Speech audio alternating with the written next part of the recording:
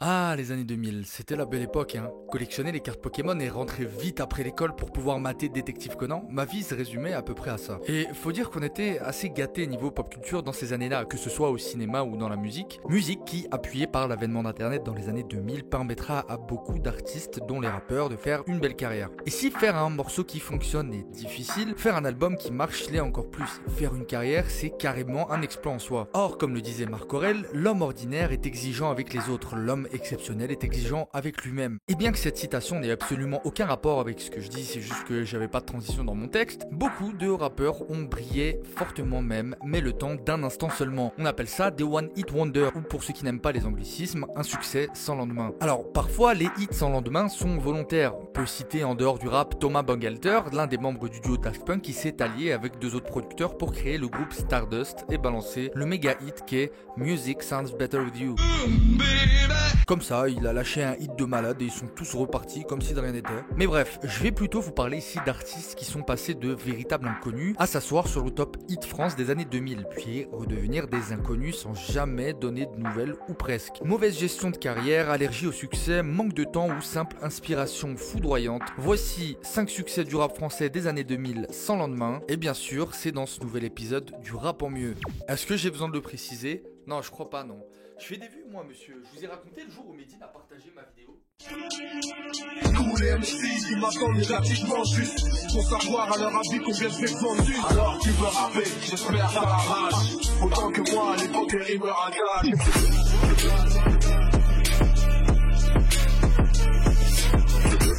Numéro 1, Camini, Marly Gaumont. Je viens pas de la cité, mais le beat est bon.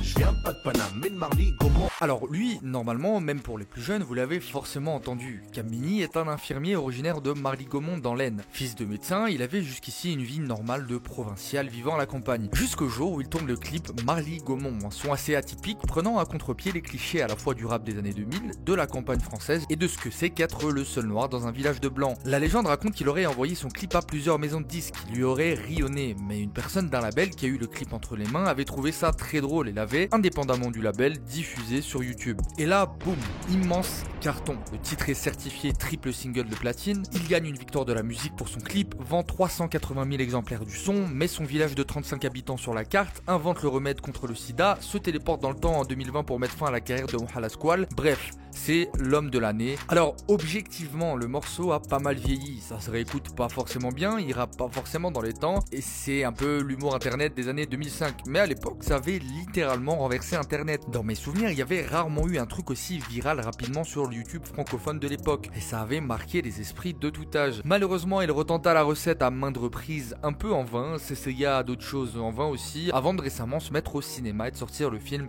Marly Gaumont, qui eut un succès plutôt correct. Numéro 2, Sully Céphile, je voulais.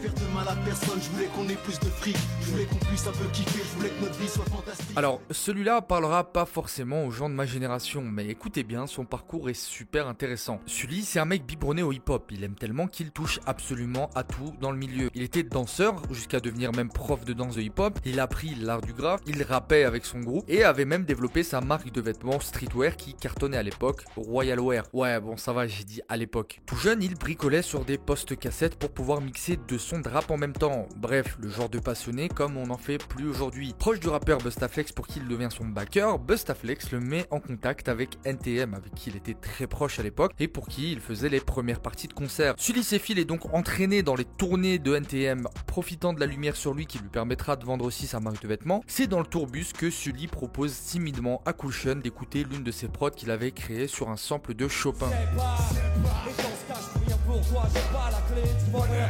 Vous l'aurez reconnu, c'est le titre That's My People, immense classique de NTM. Bref, carrière bien remplie, me direz-vous, c'était sans compter le final, la pièce maîtresse de sa vie de passionné, faire un hit de rap. Il sort alors le morceau Je voulais, qui est en gros le cri de rage d'un mec poursuivi par la police après un braco qu'il a commis en espérant offrir une vie de rêve à sa meuf et à la fin il se suicide. Bon voilà, on n'est pas trop sur une ambiance ces soirées-là à la Yannick, faut le savoir, mais après ça l'ascension est super rapide. Pour l'anecdote, le titre était passé sur Skyrock en mode découverte, au point que les auditeurs se sont mis à harceler la radio pour qu'il repasse le titre. Il restera dans le top 50 pendant 8 semaines, sera certifié single d'or, un label le fait signer pour un album qui aura lui aussi un grand succès, et après rien.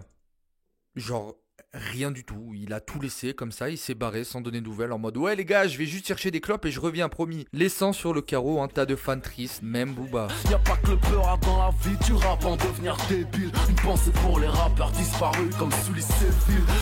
Évidemment, il revint avec quelques titres très longtemps plus tard, au début des années 2010, mélangeant des sonorités rock, mais sans succès. Et récemment, il a déclaré qu'il allait revenir dans la musique, mais on n'en sait pas plus. Numéro 3, Coxy, Gare au con.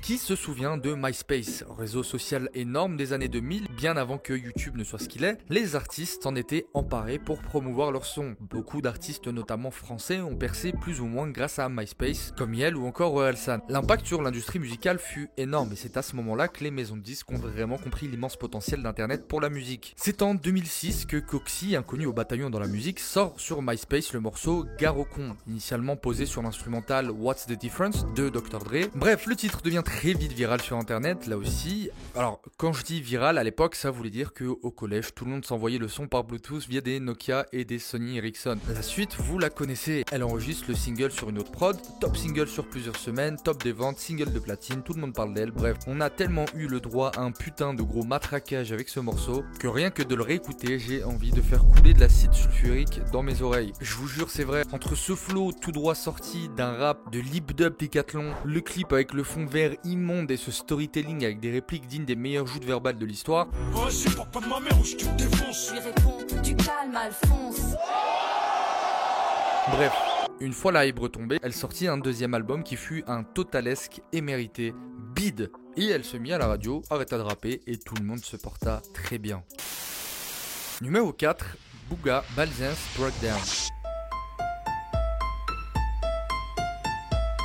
Là on est en 2000 et Akhenaton sort son film co-réalisé par Kamal Salah qui raconte la vie de jeunes dans des cités de Marseille qui sont sans cesse ramenés à leurs conditions de mecs de quartier. C'est un très bon film que je vous conseille au passage. Bref, bien évidemment, qui dit film d'Akhenaton dit bande originale de très haut standing. BO que je vous conseille aussi et qui contenait du beau monde avec entre autres Akhenaton et Shuriken évidemment, mais aussi les psychiatres de la rime et Chien de paille pour représenter comme il se doit la cité phocéenne. Sauf que dans cette BO se cachait un morceau très particulier, Balzins Breakdown. Le morceau est composé par AKH et interprété par Booga et putain, quel classique. Juste les premières notes de piano sont inoubliables. Ce titre, c'est un peu une peinture d'un quartier de Marseille appelé Belzins, décrit par le rappeur Booga. Passé de tout petit rappeur marseillais à immense classique du rap français, lui vaudra alors le surnom de Patrick Hernandez du rap français. Patrick Hernandez, pour ceux qui savent pas, c'est celui qui a un jour chanté un truc dans sa vie, c'était ça.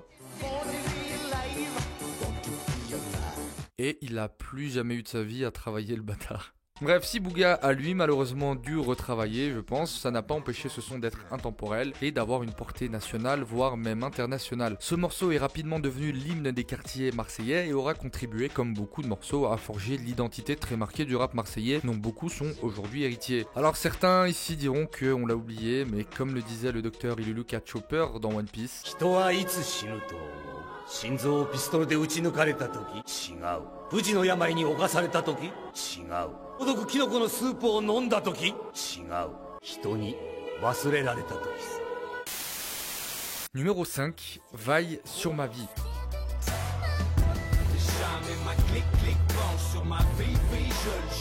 Alors celui-ci c'est mon préféré, je kiffe ce morceau parce que déjà en dehors de mon propos c'est un super bon morceau, il se réécoute encore très bien aujourd'hui. Vaille c'est un mec né à Paris qui s'établira plus tard à Montréal pour fonder son groupe de rap, les Messagers du Son, qui se fera tout de même remarquer dans le rap québécois après 2 albums et une récompense aux Francopholies de Montréal. Après un premier album solo en 2003 en collaboration notamment avec Freeman dans une démarche de conquérir le public français, il sort en 2008 l'album Ma Raison du même acabit que son précédent album à l'exception près d'un titre, Sur ma vie, qui le propulsa au sommet du rap français. Là aussi, immense succès, c'est le titre des terrains de basket sous ces nuits chaudes d'été à attendre que tu partes au bled. C'était l'époque où pour appeler un pote à toi, tu descendais en bas de ta fenêtre et tu criais au lieu de lui envoyer un message sur Insta. C'était... Non allez, j'arrête de faire le boomer. C'est peut-être purement nostalgique, mais pour moi ce titre a très bien vieilli. Les sonorités sont typiques des années 2000, mais dans le bon sens du terme. Le morceau est tellement bien géré qu'il en devient intemporel, et pour moi c'est quasi un classique. Après l'immense succès de ce tube qui fit décoller ses ventes, Vaille décide alors alors de faire une petite pause qui se transforma en grosse pause de 10 ans. Depuis marié et père, il mène une vie tranquille à Montréal où il a ouvert un restaurant et a récemment sorti un album Couleur qui n'aura malheureusement pas la même résonance que son album précédent. Différents parcours, différents ressentiments, différentes tentatives. En réalité, il n'y a pas un type de One Hit Wonder. La non-carrière est parfois volontaire, d'autres fois pas, et peu peuvent se vanter d'avoir eu un hit qui a cartonné et qui pour beaucoup a complètement changé leur vie. Mais je me rends compte qu'aujourd'hui les One Hit Wonder c'est quasiment un phénomène qui n'existe plus. Aux USA on a eu Lil Nas X avec le titre Old Town Road, mais en France pas grand chose. Et plusieurs raisons à cela. Déjà, l'industrie musicale était très différente à l'époque. Il faut savoir que Skyrock c'était le passage quasi obligatoire pour avoir une carrière dans le rap. La règle c'était pas de single, pas de radio, pas de vente d'album, pas de carrière.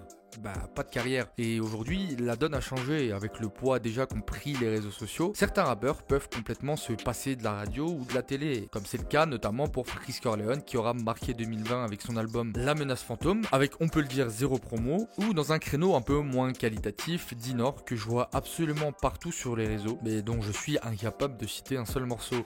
Voilà, la question reste ouverte, n'hésitez pas à me donner votre avis en commentaire, ou pour vous qui est le meilleur One Hit Wonder. Il y en a d'autres effectivement et cette vidéo aura probablement une partie 2. Si vous voulez en discuter, n'hésitez pas à me suivre sur Twitter et Instagram, j'essaie d'être disponible au maximum. Un grand merci à Clément qui depuis le tout début de la chaîne fait mes miniatures pour les vidéos. Il vient de créer son média sur Insta, c'est beau, c'est esthétique, ça s'appelle WUP. N'hésitez pas à aller lui donner de la force. Prenez soin de vous la mif, à plus.